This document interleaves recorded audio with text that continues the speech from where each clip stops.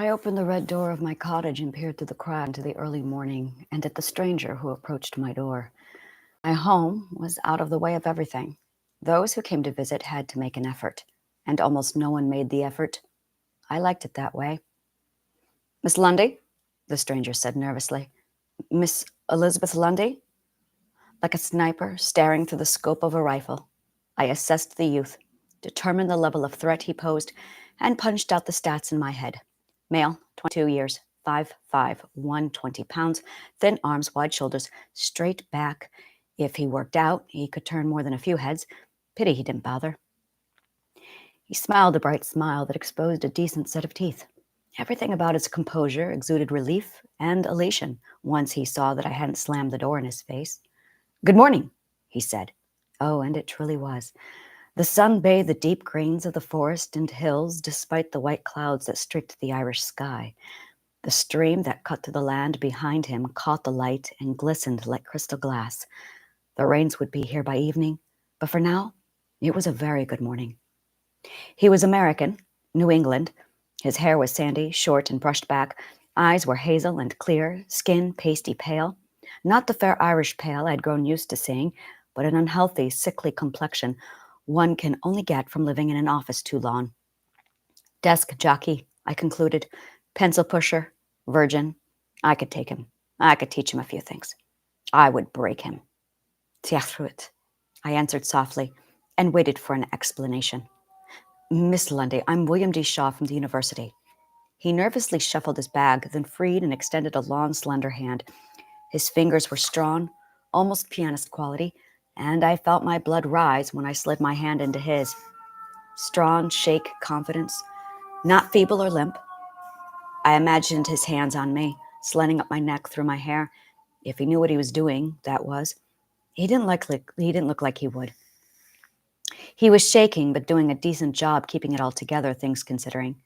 "We spoke on the phone," he said. "Well, we didn't speak on the phone so much as I left you a voice message. May I come in?"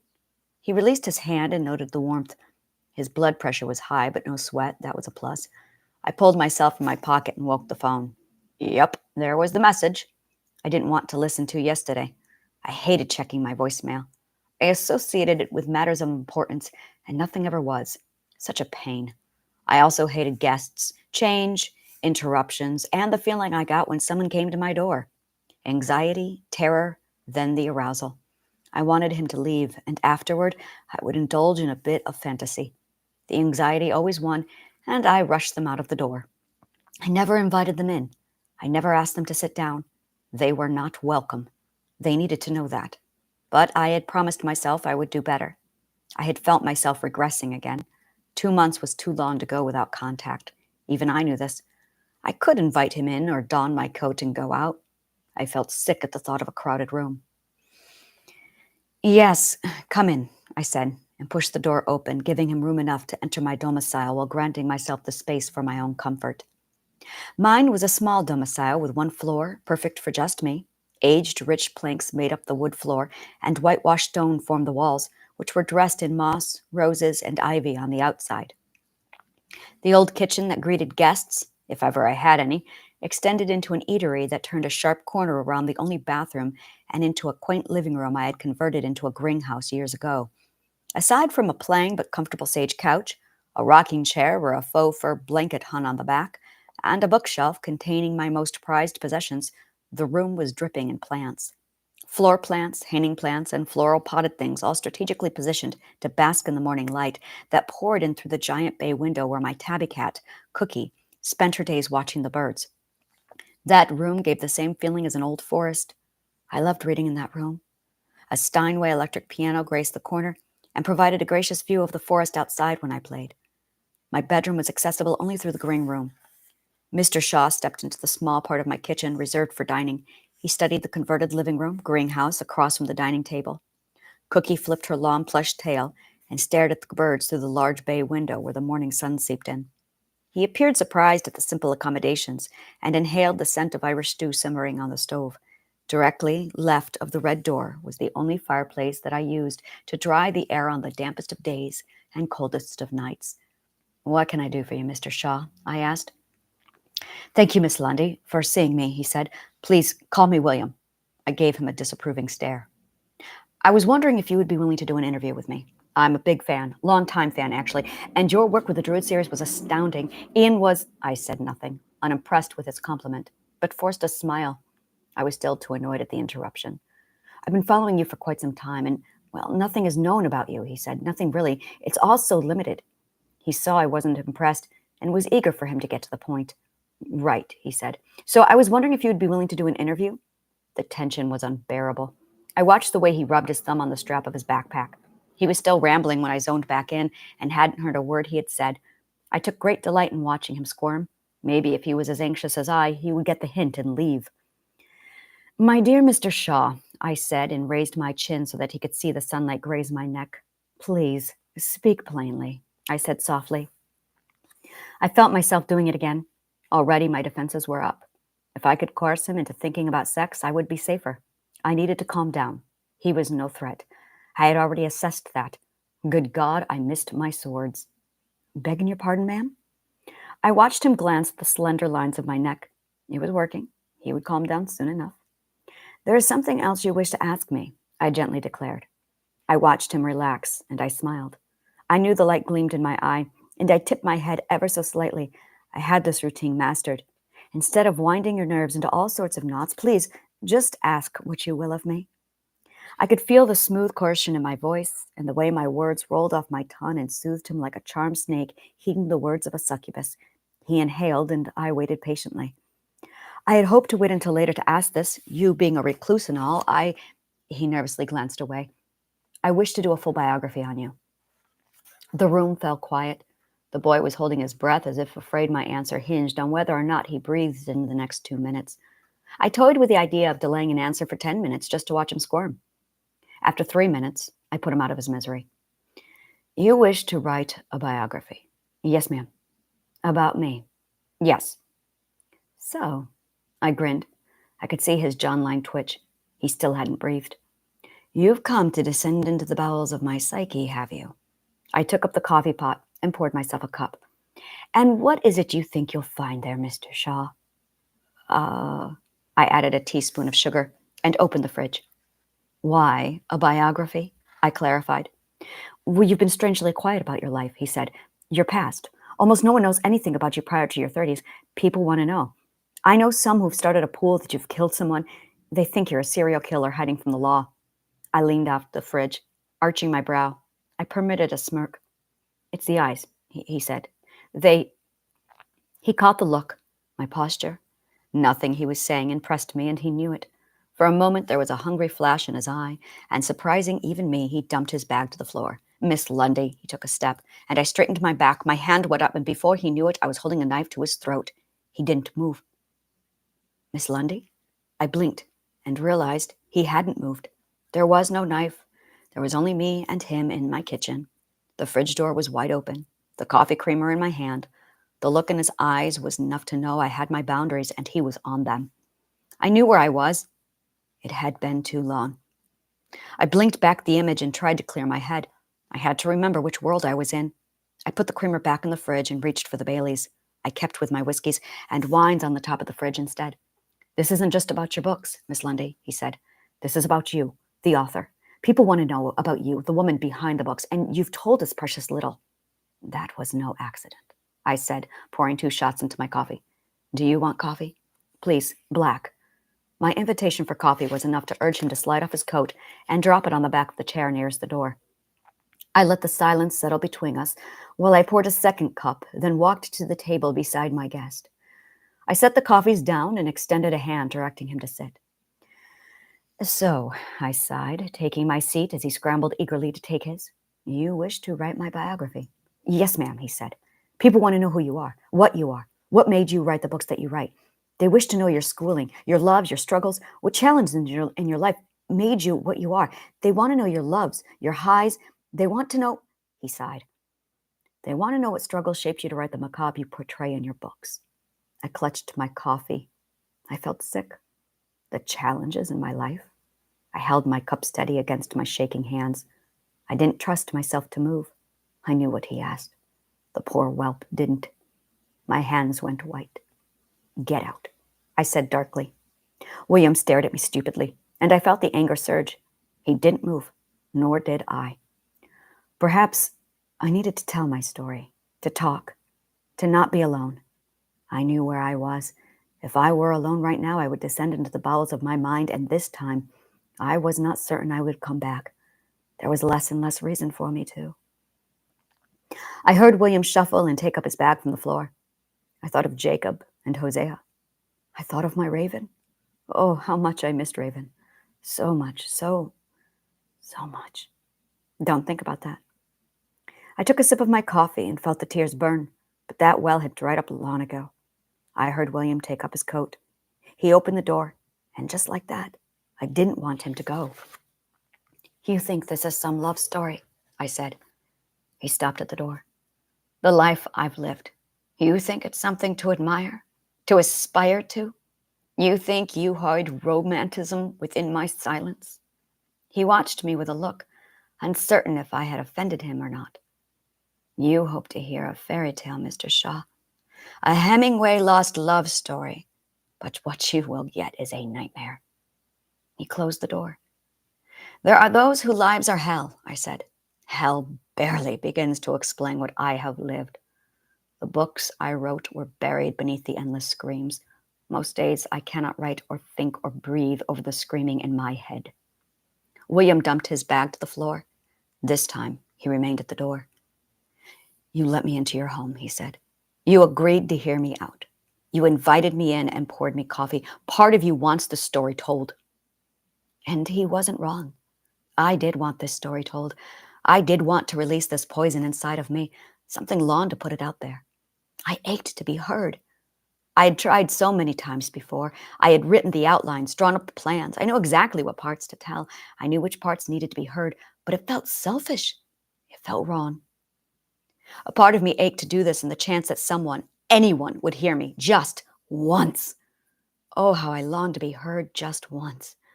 Perhaps that was why I always spoke my mind. I was tired of not being heard. I gazed at the man-boy in front of me.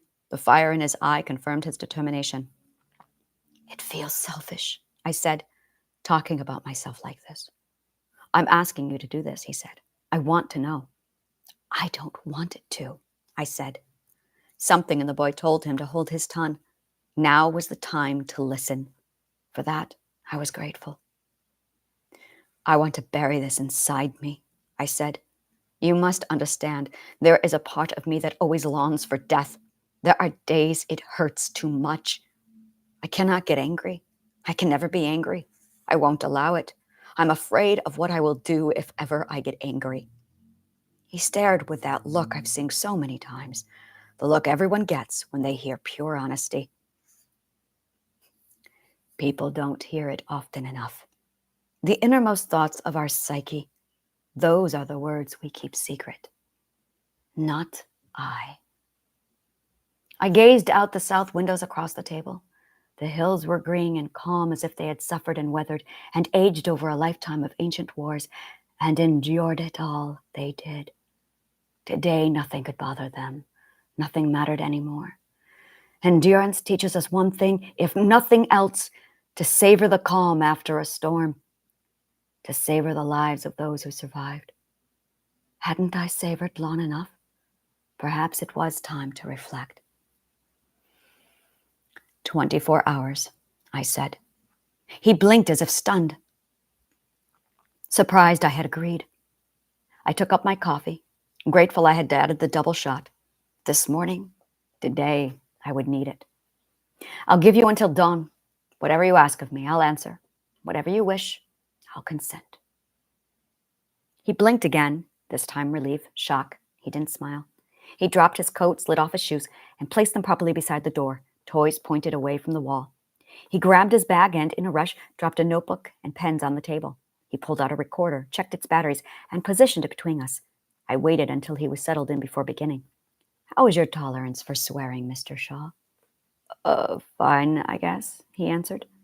If I am to tell this, then I am telling this the only way I know how, I said sternly.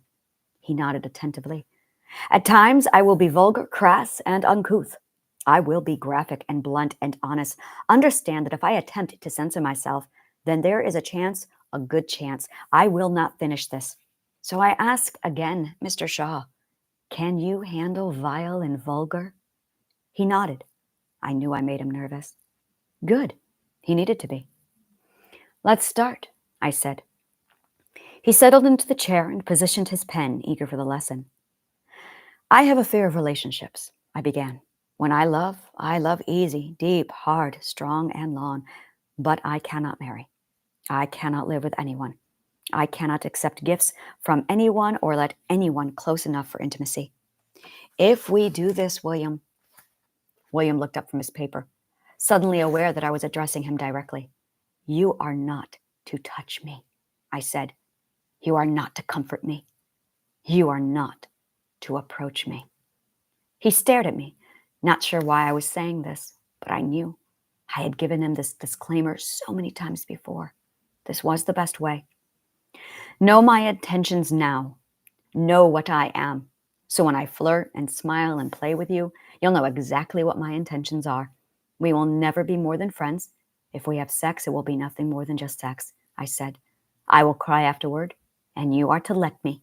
If you touch me, I will attack you. I will want to kill you. He looked stupidly at me now, but when we got into it and I threw myself at him, if I broke and lunged at him, he'd know why. He'd need to know why. Do not love me. You cannot have me. You cannot keep or wife me. I cannot be owned or possessed. I will stray. I always stray. If you get close, there will be a day when I will push you away, only to pull you close to me, to push you away again. Do not love me. I will love you hard and long and deep, but to keep you safe from me, I will destroy what little is left between us. I will reject you. Let me save you the time and trouble. Do not love me. You have been warned. I can feel it in me right now. My hands shake. My breathing is erratic. Fear. In most people, it provokes a response to run. At times, it evolves and encourages most to fight. In me, arousal sets in. Right now, I'm scared, but I won't fight. I want to lay you down and fuck you. Cold, hard, meaningless sex. I will ravage you so quickly that you will have no idea what to do with it. That is my plan, and I know exactly how you will respond. You'll throw your arms up and let me devour you because I move so fast you won't have time to keep up. After the shock wears off, you'll give in and respond. Your mind will be blank, and I'll do things to you that you cannot imagine. It will be all about you. I will fuck you and taste you. This isn't love. This isn't sex. This is fear. I will make you come and then I will run, and that is what I was trained to do. My brain is programmed this way. My body is conditioned this way. Fear is my trigger. This is what I am. Fear. This is what I have become. This is my defense. You asked for my story? I will tell you exactly how I came to be like this.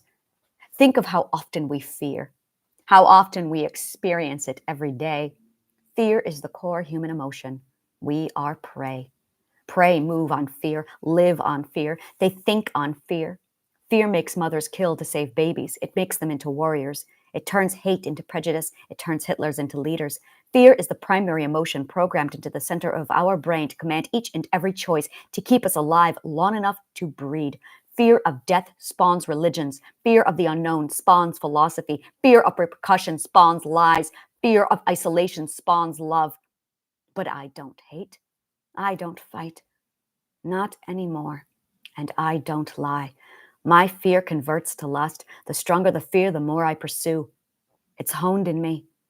My body has grown around it, shaped it until I drip sex in my smile, in my eyes, in my posture, in my words. I control the flux in my voice to provoke the most sensual of images from you. Every word I speak is with the intent to relax you, to woo you, to draw you in, to make you love me so I can weaken you, kill you, and run. That is what I am. Even now, I want to fuck you hard because I'm scared. I want to pull off my skin with lust and devour you. That is how scared I am. And if I don't... I pinch the bridge of my nose. I wanted to cry. I run my hand on my knees. The desire to lunge across the table and fuck William, Mr. Shaw, right then was unbearable. "Are you okay?" he asked. I looked up and allowed him to look right through me. I know how my eyes appear to others, honest and completely open. Haunting is what I've been told. My smile forever glows in my eyes, and I know it. Too many men have told me this. I'm lethal. Everything about me. I unknowingly developed to attract and seduce a male. A mastered seduction. But there is a venom in my blood. It drips from my thorns. I watched William's eyes dilate. I watched his breathing increase, his neck flush red. I made him feel things all with a glance. I had this mastered. If I smiled right then, he would think I desired him. They always think I want them. I was already working on him. I did it the moment I spoke my words. I had a way with words. It was just one more bit of poison I used to seduce. "I don't exactly wear my heart on my sleeve," I said. "I wear my soul in my eyes. Everything in my life primed me for the next event, good or bad. Every event left me in the mental state I needed to be in to enter and maintain the next stage. If something had altered at any point along the way, then maybe I stood a chance, but I didn't. One train wreck prepared me for the next train wreck, which only prepared me for the next train wreck until I had inevitably become what I am before you. The hard part is watching men, good men, decent men, fall for me over and over again. The hard part is not knowing how to shut this off. The hardest part is not being afraid."